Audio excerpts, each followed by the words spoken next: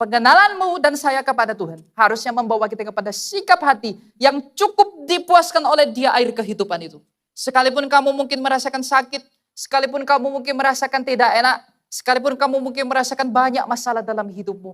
Ketika Kristus itu ada di dalam kamu, sebagai tanda bahwa kamu didewasakan di dalam Dia adalah kamu tidak, damaimu yang dari Allah itu tidak akan terganggu oleh hal-hal yang ada di dunia ini. Itulah yang dicari manusia. Tapi manusia telah tertipu oleh setan. Setan menawarkan uang. Setan menawarkan popularitas. Setan menawarkan kehormatan. Setan menawarkan jabatan. Agar dengan semuanya itu kamu bisa memperoleh. Tidak. Kepuasan jiwa adalah perkara jiwa. Perkara jiwa tidak bisa diselesaikan oleh hal-hal duniawi ini.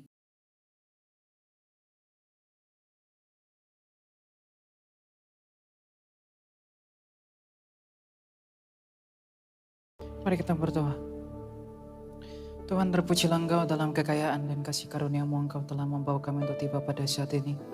Terima kasih dalam kebaikan-Mu, Engkau telah memberikan kami kekuatan di tengah lemahnya kami sebagai manusia. Terima kasih Tuhan, Engkau telah menuntun kami atas segala sesuatu dalam segala sesuatu untuk menanggung segala peristiwa yang menjadi bagian dalam hidup kami pada hari ini. Terima kasih dalam kesabaran-Mu, Engkau telah menuntun kami untuk tiba pada saat ini beribadah kepada-Mu. Tuhan, terimalah kami padamu sendiri dan layakkan kami untuk dapat menerima kebenaran-Mu. Tuhan, Engkau yang mengampuni segala dosa pelanggaran kami, agar kami dapat duduk dengan diam dan tenang dalam kelayakan yang Engkau anugerahkan. Tuhan, bantu kami memahami misteri-Mu dan tolong kami untuk hidup semakin berkenan di pemandangan-Mu.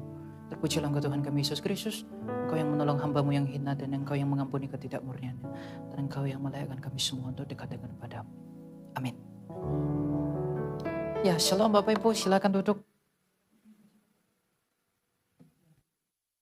Sore, kita hari ini akan belajar dari surat Petrus yang pertama, pasal yang ketiga, pasal yang pertama ya, surat Petrus yang pertama,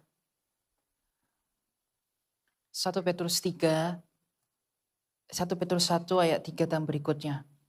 Ini adalah surat Rasul Petrus kepada orang-orang, para pendatang yang ada di Galatia, Kapadokia dan beberapa wilayah lainnya. Di sini Petrus berbicara tentang pengharapan iman dan kasih. Nah, apa yang Petrus Rasul Tuhan itu katakan tentang pengharapan iman dan kasih yang hari ini kita akan belajar. Petrus mengatakan, terpujilah Allah dan Bapa Tuhan kita Yesus Kristus yang karena rahmat-Nya yang besar telah membuat kita lahir kembali melalui kebangkitan Yesus Kristus dari antara orang mati kepada hidup yang penuh pengharapan. Untuk menerima warisan yang tidak dapat binasa, yang tidak dapat cemar dan tidak dapat layu, yang tersimpan di surga bagi kamu, yang dipelihara dalam kekuatan Allah melalui imanmu untuk keselamatan yang telah siap dinyatakan pada zaman akhir.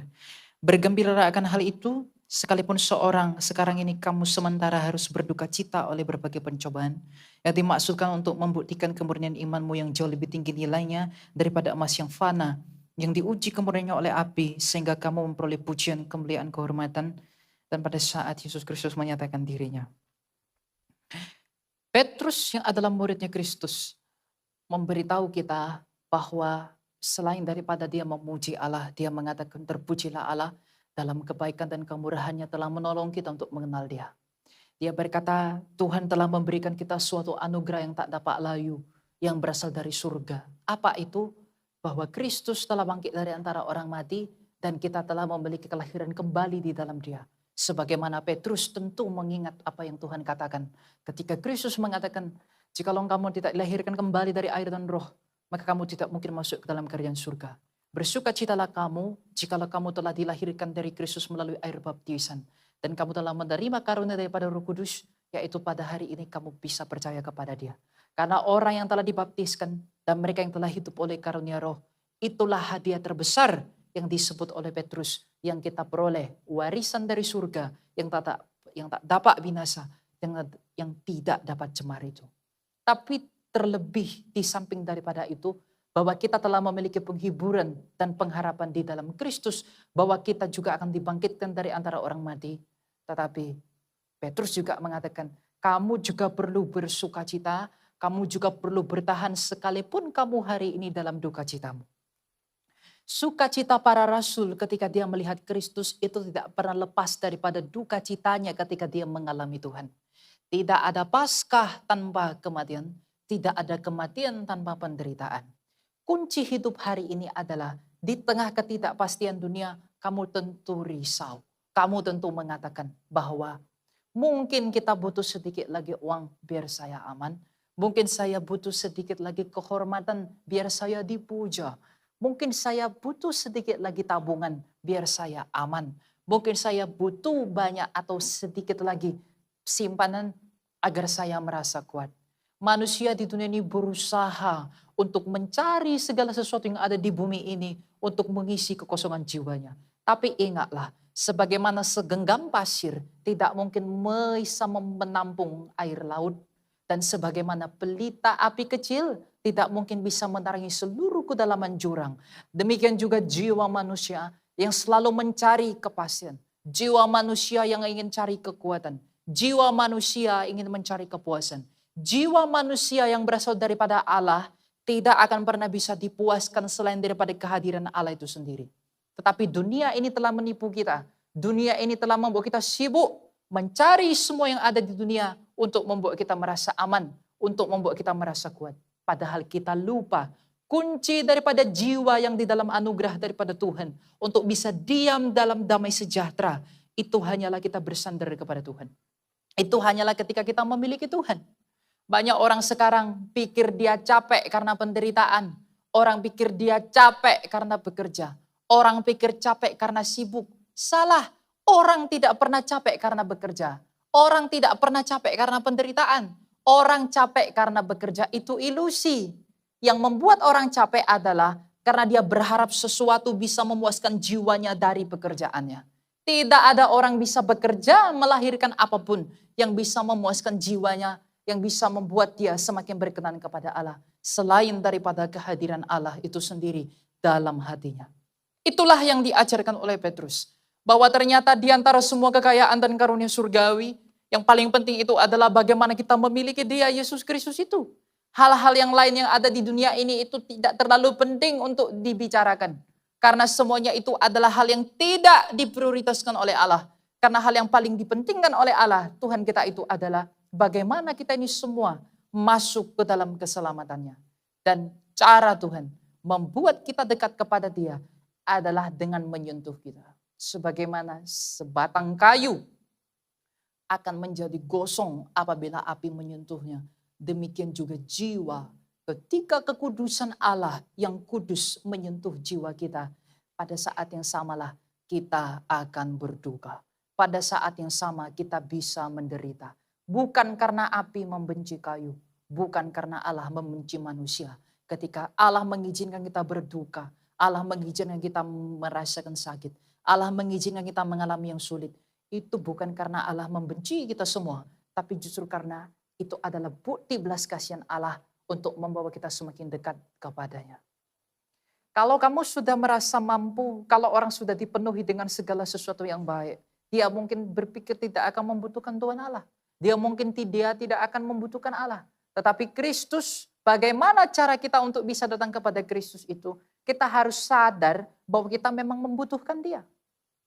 Kita harus memiliki kesadaran di dalam hati bahwa saya membutuhkan Allah. Saya memerlukan pertolongan daripada Tuhan, yang dengan demikian saya bisa selamat selama di dalam dan di dalam perlindungan Tuhan. Jadi hari ini periksa kembali ke dalam hatimu. Serukan kepada jiwamu, wahai jiwaku, apakah yang engkau cari? Wahai jiwaku, air jenis dari sumur apakah yang kamu mau? Dalam Injil Yohanes, ketika perempuan Samaria bertemu dengan Kristus, dia mati-matian mencari cinta daripada seorang lelaki. Beberapa kali dia menikah untuk mencari cinta daripada seorang lelaki. Tetapi dia tidak pernah puas. Tapi ketika Tuhan Yesus yang adalah air kehidupan itu meminta oleh anugerahnya sendiri, dia pergi ke Samaria. Dia bertemu dengan perempuan Samaria itu di dalam sumur.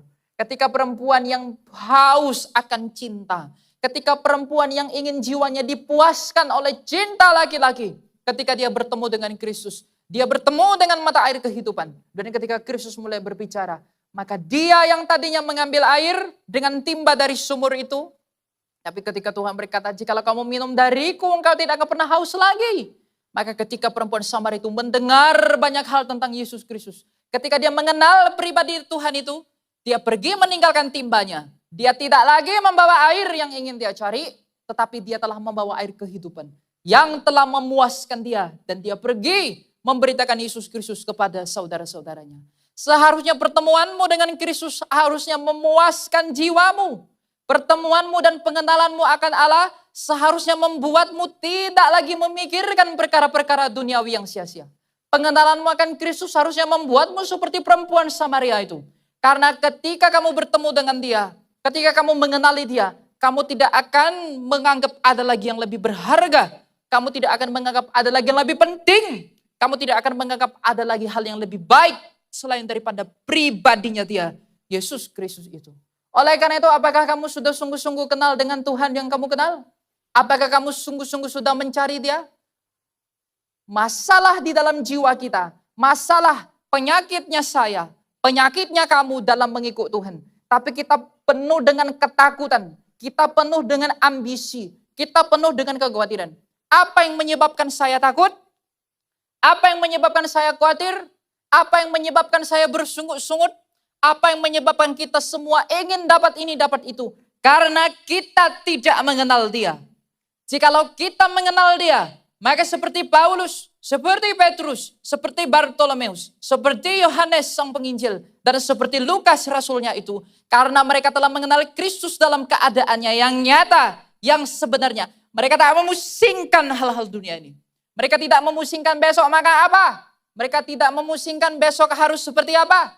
Mereka tidak perlu perempuan modelnya begini. Mereka tidak memusingkan hal-hal yang ada di dunia. Karena mereka tahu bahwa Kristus cukup untukku dan menyelamatkan aku. Pengenalanmu dan saya kepada Tuhan harusnya membawa kita kepada sikap hati yang cukup dipuaskan oleh dia air kehidupan itu. Sekalipun kamu mungkin merasakan sakit, sekalipun kamu mungkin merasakan tidak enak, sekalipun kamu mungkin merasakan banyak masalah dalam hidupmu. Ketika Kristus itu ada di dalam kamu, sebagai tanda bahwa kamu didewasakan di dalam dia adalah kamu tidak, damaimu yang dari Allah itu tidak akan terganggu oleh hal-hal yang ada di dunia ini. Itulah yang dicari manusia. Tapi manusia telah tertipu oleh setan. Setan menawarkan uang. Setan menawarkan popularitas. Setan menawarkan kehormatan. Setan menawarkan jabatan. Agar dengan semuanya itu kamu bisa memperoleh. Tidak. Kepuasan jiwa adalah perkara jiwa. Perkara jiwa tidak bisa diselesaikan oleh hal-hal duniawi ini. Sebanyak apapun yang kamu genggam, sebanyak apapun yang kamu punya, di dalam lumbungmu sebanyak apapun yang kamu miliki.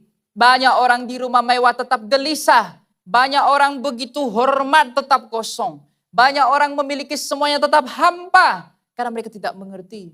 Dan semoga mereka bisa mengerti bahwa ternyata hal-hal seperti itu bukan urusan daging, tapi urusan batin. Dan ketika orang tidak sungguh-sungguh mengerti ini, hal-hal inilah yang membuat dia terhambat untuk mengenal Allah. Apalagi anak muda. Anak muda dalam kemudaannya berambisi untuk memeluk segala sesuatu yang ada di dunia ini. Yang dengan demikian kamu berpikir bahwa dengan semuanya itu kamu bisa senangkan jiwamu. Kamu bisa garansikan kepercayaanmu kepada orang lain. Padahal sejatinya tidak demikian. Carilah dahulu kerajaan Allah, maka semua ditambahkan kepadamu. Itu bukan suatu kutipan dari Yesus Kristus, tapi itu benar-benar hidup dari Yesus itu sendiri. Kalau kamu tidak mencari kerajaan Allah sampai kapanpun, berapa banyak pun wanita yang kamu miliki, wahai laki-laki, berapa banyak pun uang yang kamu miliki, itu tidak akan pernah membuat kamu puas. Never. Jiwamu yang dihembuskan oleh Allah, yang diciptakan menurut gambar dan rupa Allah, hanya bisa dipuaskan oleh gambar Allah itu sendiri. Siapa gambar Allah itu? Kolose 1:15. Yesus Kristus itu sendiri. Maka tidak heran, meskipun Paulus dalam pelayanannya tidak memiliki apa-apa, meskipun Petrus dalam pelayanannya tidak punya apa-apa, mereka tidak dipuji-puji, mereka tidak memperoleh hal yang enak, tapi mereka bisa tetap damai, bahkan sampai mati demi Kristus. Kenapa? Karena mereka telah bertemu dengan Yesus yang sejati. Bukan Yesus yang kamu definisikan dengan pikiran dan kelicikan kita. Bukan Yesus yang kamu ciptakan dalam imajinasimu. Bukan Yesus yang kamu buat-buat dalam definisimu. Bukan Yesus yang kita mau menurut keinginan daging kita. Banyak kan orang? Berapa orang di sini? Yesusnya pasti beda-beda versinya. Mau yang apa? Yang menyenangkan diri, tapi tidak mau menyenangkan Allah. Oleh karena itu, pikirkanlah hal-hal yang di atas. Jangan hal-hal yang di bawah. Berapa lama kamu akan bertahan? Berapa lama orang kaya bertahan dengan kekayaannya? Betapa lama orang cantik bertahan dengan kecantikannya? Kamu suntik botok umur 20, umur 40 dan luntur. Kamu ingin langsing umur 30, umur 50 dan kendor. Kamu ingin cantik mempesona umur 50. Kamu harus buat banyak sekali uang. Ada yang ini penyok-penyok, matanya ke sana kemari. Ada yang gagal, ada yang ini. Hidungnya terlalu pesek, dimancungin. Setelah mancung, mata saya terlalu ini. Semua dirombak. Akhirnya apa? Tidak puas. Semakin kamu memenuhi kedaginganmu, semakin kamu tidak puas. Makanya jangan pikir kebahagiaan itu masalah bentuk tubuh. Jangan pikir kebahagiaan itu masalah cantiknya, rupamu. Hei, Maria, Bunda Maria Sang Theotokos adalah wanita yang paling berbahagia. Pernah nggak dia dipuji-puji orang? Rupanya pun kamu nggak tahu kan? Mana tahu kamu? Yesus Kristus yang mulia, yang ditinggikan dari segala sesuatu itu. Kamu pikir dia ganteng? Kok? Yesus kalau hari ini ada di mimbar, kamu mungkin nggak ikut dia. Yesaya 53 mengatakan, Yesus itu tidak tampan, semaraknya pun tidak ada. Kamu pikir Yesus itu seperti yang di film-film hidung mancung? Salah. Kamu tertipu. Yesus itu diduga, kalau kita lihat ikon yang digambar oleh Rasul Lukas dalam ikonografi di gereja purba, Yesus itu berkulit hitam. Yesus itu enggak ganteng-ganteng. Jadi kalau kamu pikir kegantengan adalah hal berkat terbesar, kamu keliru. Tuhanmu aja enggak begitu. Kalau kamu pikir dengan menggenggam semuanya itu kamu udah berhasil, kamu tertipu. Makanya jangan menghakimi dengan apa yang tampak. Jangan menilai hanya dengan apa yang tampak.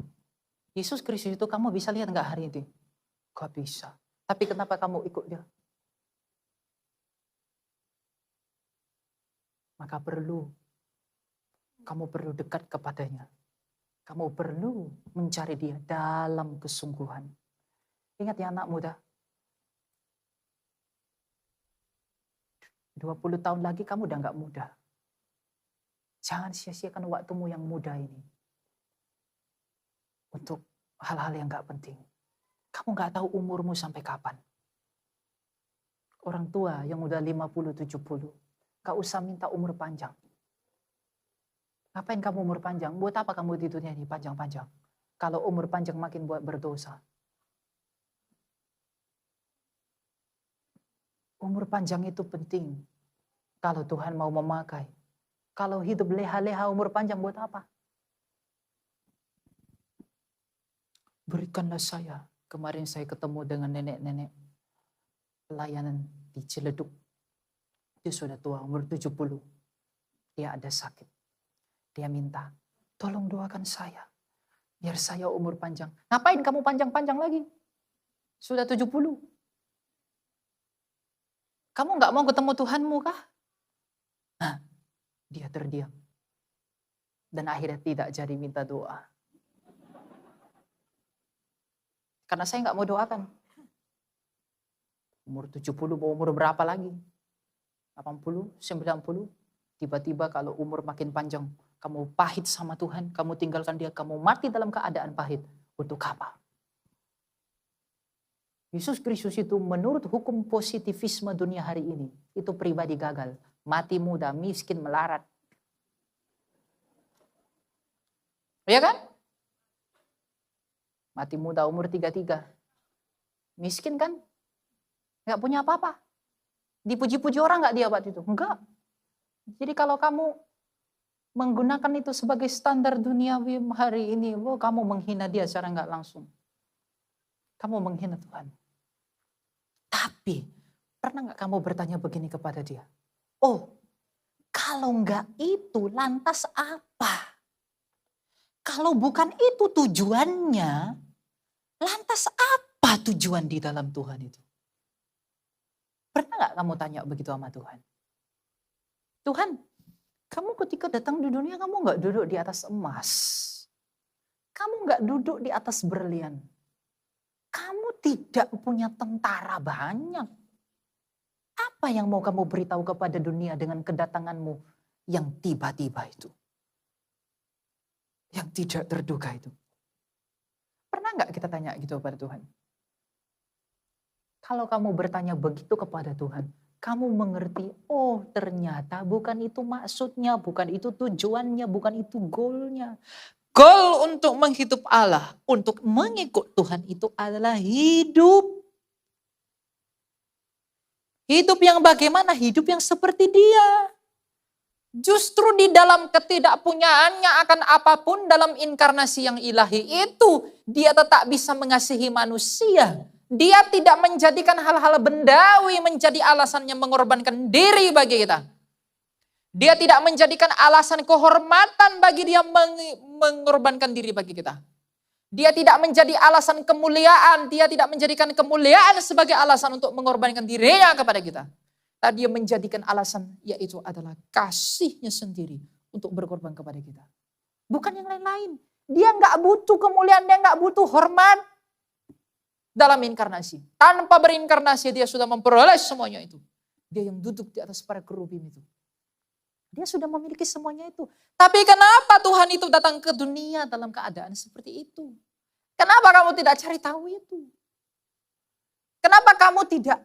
Kenapa pikiran kita yang duniawi ini? Kenapa enggak kita tanyakan? Jikalau kemuliaan, jikalau kehormatan, jikalau hal-hal dunia yang besar ini adalah tujuan daripada Allah.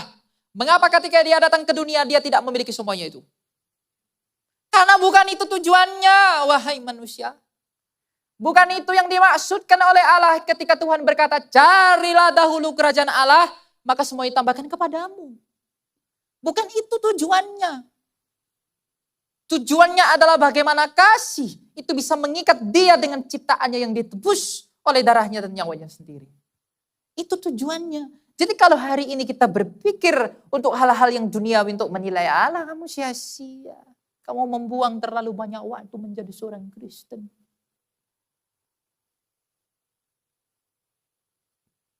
Gak ada yang bisa memuaskan kamu selain daripada Allah dalam kamu. Selain kamu jauh dari Tuhan, kamu pikir kamu bebas. Tidak, kamu semakin diperbudak oleh dosa, oleh kekuatan duniawi ini. Yang tidak memberikan kita pengertian tentang semua yang baik. Tapi telah menipu kita dalam tipu daya.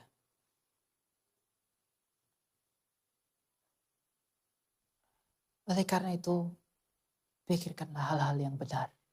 Wahai umat Allah. Hari ini kamu berdiri di hadapan Tuhan dengan rasa takut dan gentar kepadanya. Biarlah kiranya kamu, rasa takutmu kepada kemuliaan Allah itu membawamu kepada kerendahan hati untuk dekat kepada Dia. Buah yang paling penting dalam mengikut Tuhan itu adalah ketika kita bisa menjadi tahu diri. Kita bisa melihat diri kita. Dengan melihat gambaran diri kita. Dengan melihat diri kita siapa. Maka kita bisa mengerti Allah siapa. Yang menutup mata kita untuk melihat kemuliaan Allah adalah ketidakmurnian dalam diri kita. Yang mencampurkan kepentingan kita dan kepentingan Allah. Dan kalau daging kita punya kepentingan rohani dari Allah nggak mungkin bisa terlaksana. Karena nggak mungkin kita bisa menghamba pada dua Tuhan. Demikian juga kita nggak bisa menuju dua tujuan yang sama.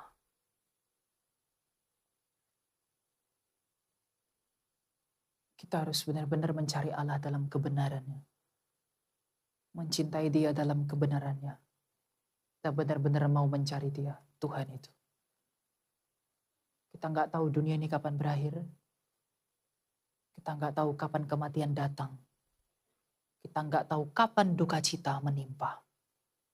Saya pun nggak tahu. Bahkan tentang diri saya nggak tahu. Tapi sekalipun rasa sakit, sekalipun aniaya, sekalipun duka cita sedang menimpa kamu, dan kamu menutup matamu dalam rasa sakit itu. Rasa sakitmu akan menjadi saksi kesetiaanmu sebelum kamu datang kepadanya. Rasa sakit tidak ada artinya dibanding Tuhan. Penderitaan gak ada artinya dibandingkan kemuliaan Tuhan. Itulah yang rela dialami rasulnya demi melihat Tuhannya yang mereka layani.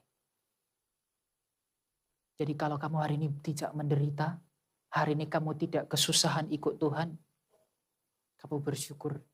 Tapi kamu jangan terlena. Kamu jangan terlelap dalam penghiburanmu. Jagalah selalu dirimu. Jagalah selalu keselamatanmu dengan melihat dirimu. Jagalah keselamatanmu. Memagarinya dengan anugerah Allah. Agar kamu tahu bahwa ternyata semuanya sia-sia. Salomo dalam segala sesuatu yang dia punya telah berkata, semuanya telah sia-sia. Kamu ingin mengejar apa yang Salomo miliki. Kamu ingin menggenggam apa yang Salomo telah punya. Tapi kamu lupa dengan perkataan Salomo, semuanya sia-sia. Karena kita berpikir kita ini pandai. Kita anggap kita pintar. Kita pikir kita tahu apa yang baik untuk kita. Kita pikir tahu apa yang hebat untuk kita. Padahal kita nggak tahu apa-apa tentang diri kita. Bahkan yang baik pun kita nggak tahu apa yang baik buat kita. Rendahkanlah dirimu, rendahkanlah hatimu, datang kepada Tuhan dan katakanlah, Tuhan, aku tidak tahu apa-apa. Tuhan, aku nggak mengerti apa-apa. Di dalam semua peristiwa, di dalam semua rasa sakit, di dalam semua duka cita, di dalam semua sukacita, aku nggak mengerti mengapa Engkau mengizinkannya dalam hidupku. Tapi tolong aku Tuhan berikan kekuatan untuk bisa tetap percaya kepadamu, hanya bersandar padamu untuk tetap hidup dalam ketidakpastian ini. Dengan demikian kamu bisa memiliki damai yang tak dapat direbut oleh apapun. Bukankah bahagia yang kamu cari? Bahagia itu adalah damai. Dan damai itu dari jiwa. Dan yang mengerti jiwa hanyalah Dia yang daripadanya jiwamu berasal. Istirahatkan pikiranmu untuk sebentar saja. Istirahatkan dirimu untuk sekejap saja. Untuk melihat hal-hal yang tidak menyelamatkan kamu. Pikirkan hal-hal yang berguna bagi hidupmu. Kalau kamu pikir hari ini di dunia ini adalah hidup, itu bukan hidup.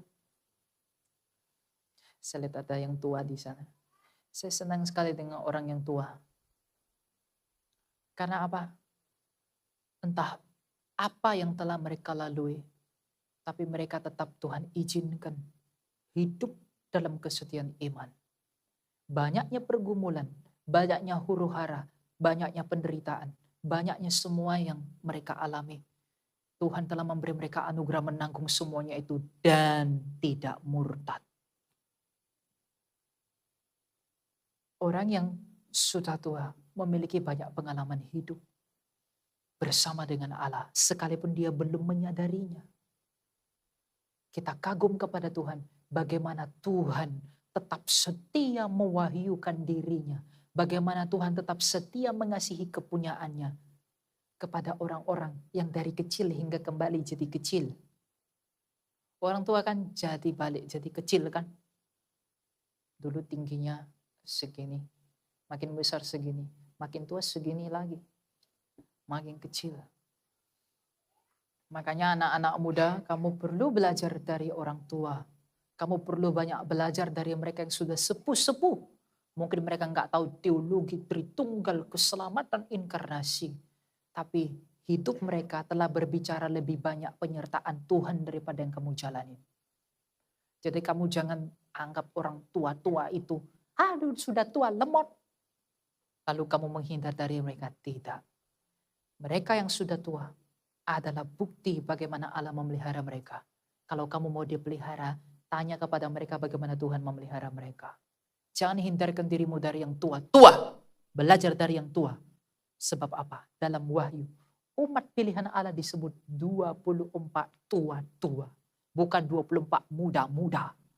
Bukan 24 youth. Bukan 24 cewek-cewek. Tidak 24 gadis cantik. Tapi 24 tua-tua. Seluruh umat Allah dari Adam hingga Maranatha itu digambarkan dengan 24 tua-tua. Itu bukan tanpa arti. Karena ketuaan, usia yang panjang, jikalau Tuhan mau, itu membuktikan, itu menunjukkan betapa banyaknya yang Tuhan izinkan mereka lewati. Tapi dalam kemurahan Tuhan, tetap Tuhan pelihara dalam keselamatan. Jadi kamu jangan merasa jengkel dengan orang yang tua. Kalaupun dia lemot, dia yang ngajari kamu berjalan. Kalaupun dia sulit berbicara, dia yang mengajari kamu berbicara. Jangan hindarkan diri dari mereka. Dekatlah dengan mereka. Sayangilah mereka. Ketika mereka sudah mati, kamu mau joget-joget sebanyak apapun, itu gak berguna buat mereka. Belajarlah banyak dari nasihat mereka. Kalau mereka belum mengerti apa yang kamu mengerti, sampaikanlah dengan sabar. Sampaikanlah dengan baik. Karena dengan demikian, begitulah caramu menghormati mereka. Ya. Saya kagum dengan Tuhan pada hal-hal seperti itu. Betapa murah hatinya Tuhan di balik derita, di balik kesakitan, di balik semua yang sulit, Tuhan mengizinkan kita menua tetap bertahan dalam iman. Itulah yang dimaksud Petrus tadi. Pengharapan yang benar. Kamu perlu banyak belajar. Selain kepada Kristus, selain kepada para rasul. Ya rasul yang paling terakhir mati siapa? Siapa? Yudas. Yohanes. Yohanes mana? Penginjil atau pembaptis? Ada yang bilang pembaptis. Yang bilang pembaptis katekumen ulang ya. Ya. Yohanes pembaptis kepalanya udah dipenggal. Itu tidak ada lagi. Yang terakhir di Pulau Patmos yang mati adalah Yohanes apa? Yohanes penginjil. Yohanes itu mengalami banyak sekali penderitaan. Dalam masa tuanya, Tuhan tidak izinkan dia mati cepat. Tuhan izinkan dia mati tersiksa dulu. Digoreng di minyak panas, enggak mati. Diasingkan ke Pulau Patmos dalam penderitaan. Demi suatu wahyu yang kamu baca hari ini. Kalau kesuksesan, kalau popularitas, kalau kesembuhan, kalau hal-hal yang enak di dunia adalah indikator Tuhan menyayangi kamu. Berarti Yohanes, Paulus, Petrus dibenci oleh dia. Paulus melayani Tuhan. Menurutmu apa yang dipikirkan Allah? Menurutmu apa yang dibayangkan oleh Allah? Ketika Paulus, orang jahat itu, ketika dia bertobat dan ketemu dengan Tuhan, pada akhirnya dia mengikut Tuhan. Dia mengatakan apa? Aku mau mengikut engkau, aku mau melayanimu. Tapi ketika dia mau melayani Tuhan, dia hanya meminta satu kepada Tuhan. Tuhan, berikan aku kekuatan, sembuhkanlah penyakitku ini, agar aku bisa melayanimu dengan baik. Sulit gak bagi Tuhan sembuhkan dia?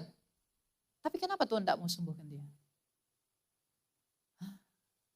Kalau kesembuhan menjadi tolok ukur dari cintanya Tuhan, maka dia membenci Paulus. Lalu apa dong? Apa dong tanda cintanya Tuhan itu? Keselamatan. Melalui penyakit Paulus diselamatkan agar dia ditahan daripada kesombongan. Melalui salib, Petrus terbalik di Roma, membuat dia untuk tahan dalam kemuliaan. Melalui semua yang dialami pergumulan para rasul, bahwa mereka tahan dalam kemuliaan. Tiada kemuliaan tanpa perjuangan. Makanya, kalau kamu anak muda berpikir, Tuhan izinkan aku bergumul, Tuhan izinkan aku sakit, Tuhan udah gak sayang aku. Tuhan izinkan aku begini, Tuhan udah gak sayang aku. Kamu salah, kamu tertipu. Berarti kalau udah enak-enak inilah berkatnya Tuhan. Inilah hal-hal yang sejati. Tidak. Gak ada rasul yang seperti itu. Terbalik kan? Terbalik. Kita menyadari betapa bodohnya kita ini. Ternyata nggak begitu. Ya kalau nggak begitu memang apa ya keselamatan itu. Keselamatan itulah yang paling berharga daripada Tuhan. Maka dia sampai memberikan anaknya, Yesus Kristus bagi dunia. Demi keselamatan. Dan dia telah memanggil, mendidik, bahkan dia turun kepada kotornya dosa untuk menyelamatkan manusia. Kalau kamu nggak tertarik pada hal-hal seperti ini, sayang sekali kamu jadi Kristen.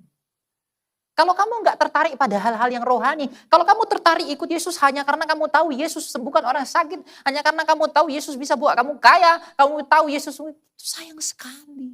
Kamu tertarik pada berkatnya, tapi kamu nggak tertarik pada pribadinya. Kamu nggak bersimpati pada yang pribadinya alamin. Sayang sekali jadi Kristen untuk menghabiskan waktu punya pengertian yang seperti itu. Apa gunanya? Para rasulnya aja nggak cari itu kok. Bukan itu yang mereka mau. Yang mereka mau adalah pribadi Tuhan itu sendiri. Yang sampai pada akhir hidup mereka demi mempertahankan pribadi Tuhan dalam diri mereka. Mereka rela mengalami semua yang sukar. Hari ini kita belum sampai di tahap itu. Karena memang kemuliaan kita nggak akan seperti kemuliaan mereka. Jadi jatuh cintalah dengan Tuhan pada pribadinya. Ikutlah dia dalam kemurnian. Bukan apa maunya, apa adanya. Apa adanya bukan ada apanya. Ikutlah dia dalam pengertian yang benar. Agar kamu diselamatkan. Itulah yang menolong kita untuk semakin dekat dengan Tuhan. Maka sebagai penutup, saya mau sampaikan bahwa di dalam kehidupan yang sementara ini, kita diperhadapkan pada beragam peristiwa. Berdoalah kepada Tuhan, katakanlah, Tuhan, ajari aku untuk rela menerima semuanya ini. Karena aku tahu semua yang kau izinkan adalah untuk menyelamatkanku. Hari ini Tuhan aku gak mengerti. Tapi sebagaimana engkau telah menambahkan iman para muridmu. Dan berkata hari ini kamu gak mengerti, tapi kelak kamu akan mengerti.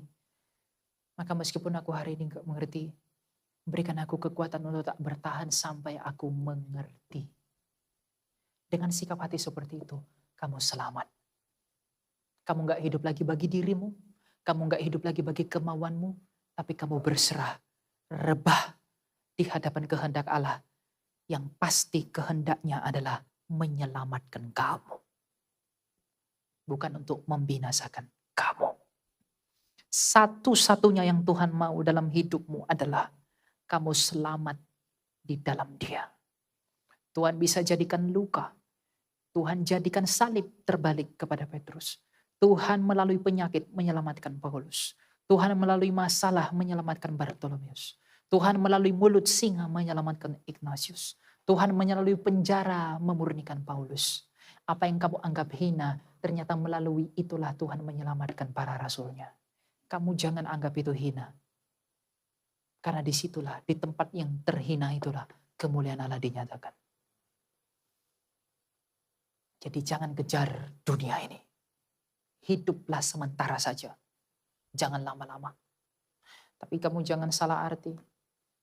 Elia bilang hidup jangan lama-lama, saya makan sembarangan. Saya nggak perlu tidur biar saya cepat mati. Karena Elia bilang enak. Itu namanya Oon. Tahu Oon kan? Tahu Cik Mehong enggak? Itu saya kutip dari frasa beliau. Kalau ternyata kita yang kita pikir baik, belum tentu baik. Itu ya, anak muda ya. Kamu, kau usah lihat ke bawah, saya nggak mau makan kamu. Tapi maksudnya adalah, ketika kamu dalam kemudaan mencari Allah, ketika kamu berjuang mencintai Dia, kamu tidak perlu takut nggak sukses ikut Tuhan. Agustinus mengatakan, kalau anaknya saja diberikan bagi dunia, apalagi remah-remah dunia ini. Kalau uang, kalau kesuksesan, kalau jabatan, kalau hal yang besar di dunia ini baik untuk keselamatanmu, tanpa kamu minta Dia berikan itu buat kamu. Tanpa kamu cari Dia berikan itu untuk kamu. Anaknya yang di pangkuannya Dia berikan, apalagi yang ada di dunia itu. Pegang prinsip itu, agar kamu enggak goyah mengikut Tuhan. Kemuliaan bagi Allah selamanya. Kita berdoa. Mari kita berdoa. Tuhan, terima kasih, kami bersyukur dan berterima kasih ke dalam dan kepadamu. Dalam kebaikan-Mu Engkau menolong kami untuk mengerti kemuliaan dan kebenaran-Mu. Tuhan, Engkau yang melayakkan kami untuk dapat semakin mengenal-Mu. Kami enggak perlu takut mengikut Engkau sekalipun badai ada di hadapan kami, sekalipun pergumulan Engkau izinkan dalam hidup kami. Tapi sekarang kami mengerti selama Engkau mengizinkan itu, Engkau memiliki maksud untuk keselamatan kami. Meskipun hari ini kami enggak mengerti, meskipun hari ini kami bingung, tapi izinkan kami untuk memiliki iman tetap bertahan bersama denganmu. Karena sebagaimana Engkau bangkit dari mati, karena kami tahu apapun yang kami alami, ujungnya kami akan memperoleh hidup sebagaimana Engkau Tuhan kami telah hidup. Bantu dan kuatkan kami dalam perjalanan iman, dan tolong kami untuk semakin setia kepadamu. Tuhan, terima kasih untuk pelayanan di tempat ini, terima kasih untuk para pelayan-pelayan-Mu, untuk gereja ini, dan untuk jemaat-Mu yang hadir di tempat ini. Biarlah kiranya mereka pulang dalam damai sejahtera, dalam kekuatan, dalam perlindungan, dalam penyertaan yang daripada Tuhan. Tuhan, hadirkanlah diri-Mu, kunjungilah mereka dalam hati mereka, agar Engkau menjadi satu-satunya kekuatan, menjadi satu-satunya semangat, Engkau menjadi satu-satunya penghiburan dalam hati setiap mereka. Agar ketika mereka melihat dunia ini, mereka gak perlu minder, mereka gak perlu putus asa, karena mereka tahu mereka memiliki Engkau yang tak dapat binasa. Sebab dunia ini akan berlalu, tapi ketika Engkau ada dalam kami, Engkau tidak akan pernah berlalu. Terima kasih Tuhan. Kami anak-anak muda, gunakan kemudahan kami untuk mencari-Mu. Gunakan kemudahan dan kekuatan kami untuk mencintai Engkau. Para orang tua kami yang hadir di tempat ini, Bapak dan Ibu dan orang tua kami, Engkau, terima kasih Engkau telah menolong mereka untuk tetap beriman pada hari ini. Tuhan, berikan mereka kekuatan hikmat, agar melalui mereka, anak-anak mereka mengenal Engkau, melalui hikmat, melalui nasihat, melalui wejangan, melalui hal-hal yang baik yang daripadamu. Agar dengan semua itu, Engkau menjadi semua atas semua, dan Engkau menjadi dasar batu karang yang teguh dalam kehidupan keluarga dan gereja kami. Terpujilah Engkau Tuhan kami Yesus Kristus, dengan Bapa-Mu yang baik yang mengutus Engkau bagi dunia, Terang-Mu yang kudus yang membawa dan menuntun kami kepada seluruh kebenaran untuk sekarang, dan selalu, dan selama-lamanya. Amin.